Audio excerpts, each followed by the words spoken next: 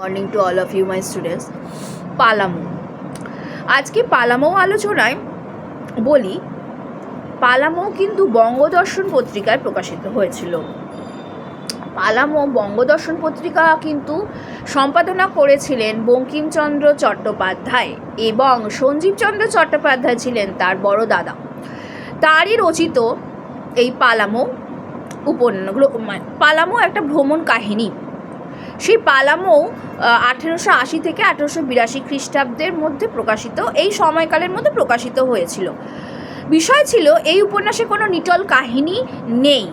তো এই ছোটনাগপুরের এক খণ্ড আদিম নিসর্গ এবং আদিম মানুষের বর্ণনা উপলক্ষ করে 6টি অধ্যায়ে বইটি লেখা হয়েছিল। বইটি ছিল 6টি অধ্যায়। তো কবির দৃষ্টি ও ঔপন্যাসিক প্রতিভার সঙ্গে দেখা গেছে যে লেখকের নৃতত্ত্ব বিষয়ক অনুসন্ধিৎসা কেমন দেখা যাক। পাহাড়, জঙ্গল, বাঘ এই লইয়াই পালামৌ। যে সকল ব্যক্তিরা তথায় বাস করে তাহারা জঙ্গলি। এখানে জঙ্গলি বলতে লেখক আদিবাসী সম্প্রদায়ভুক্ত কোলদের কথা বুঝিয়েছেন। দেখেছেন তাদের শিশুদের, যুবতীদের, পুরুষদের গোচারণ কার্যে, পর্ণকুটির সংলগ্ন প্রান্তরে, ভাটিখানায়, জ্যোৎস্নাময় নাচের আসরে, ব্যাঘ্র শিকারে, মহাপিশাচ মহাজনদের কাছে দাসখত লিখে দেওয়া, বেগারি শ্রমপ্রথার মধ্যে এদের অন্যের অভাবে মহুয়া ফুল দিয়ে কুর্নিবৃত্তি নিবারণ, দাড়ি হতে জল সংগ্রহের প্রণালী ইত্যাদি বিষয় এই গ্রন্থে স্থান পেয়েছে। উপন্যাসের 4 নম্বর অধ্যায়ে যাযাবরী বাইজি জীবনে বিড়ম্বিত জীবনের একটি ছবিও পাওয়া যায়। তো এই হলো বিষয়। কেন উল্লেখযোগ্য সেগুলো জেনে রাখা খুবই দরকার। যেমন প্রথম যে বিষয় হলো যে প্রথম ভ্রমণ কাহিনীর গৌরব লাভ। প্রথম ভ্রমণ কাহিনীর গৌরব লাভ হলো বাংলা সাহিত্যে সম্ভবত এই গ্রন্থই প্রথম ভ্রমণ কাহিনীর গৌরব লাভ করে। বঙ্গদর্শন পত্রিকায় 6টি সংখ্যায়, যেমন বাংলা 1287 থেকে 1289 বঙ্গাব্দ প্রকাশিত হয়। তবে লেখকদের দৃষ্টিতে এটি ছিল প্রবন্ধাবলী। বঙ্কিমচন্দ্রের ভাষায় মধুর প্রবন্ধ, রবীন্দ্রনাথের মতে রমণীয় ভ্রমণ বৃত্তান্ত, শ্রীকুমার বন্দ্যোপাধ্যায়ের মতে উপন্যাস মৌলিক জীবমুক্ত, বনফুলের মতে কবি মানসের আলেখ্য। তো এই গেল প্রথম পয়েন্ট যেটা আছে, প্রথম ভ্রমণ কাহিনীর গৌরব লাভ কীভাবে করেছিল। দ্বিতীয় হচ্ছে ক এবং খয়ে আছে বাংলা গদ্য কাহিনীর প্রথম ভৌগোলিক বিস্তার লাভ। গদ্য কাহিনীর প্রথম ভৌগোলিক বিস্তার লাভ।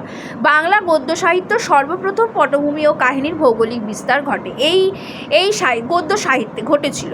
পালামৌয়ের মাধ্যমে ছোটনাগপুর অঞ্চলকে দেখানো হয়েছে। ছোটনাগপুর অঞ্চল এবং আদিবাসী জীবনধারাকে এখানে তুলে ধরা হয়েছে। তো আদিবাসী জীবনের সঙ্গে বাঙালি পাঠকের পরিচয় হয় এবং এর প্রথম অধ্যায় হাজারিবাগ সম্পর্কে এবং 2, 3, 4, 5, 6 অধ্যায়ে যথাক্রমে পালামৌ সম্পর্কে পাঠকের অভিজ্ঞতা হয়। চিত্র সৌন্দর্যের বিশিষ্টতা প্রকাশ। এই গ্রন্থে চিত্র সৌন্দর্যের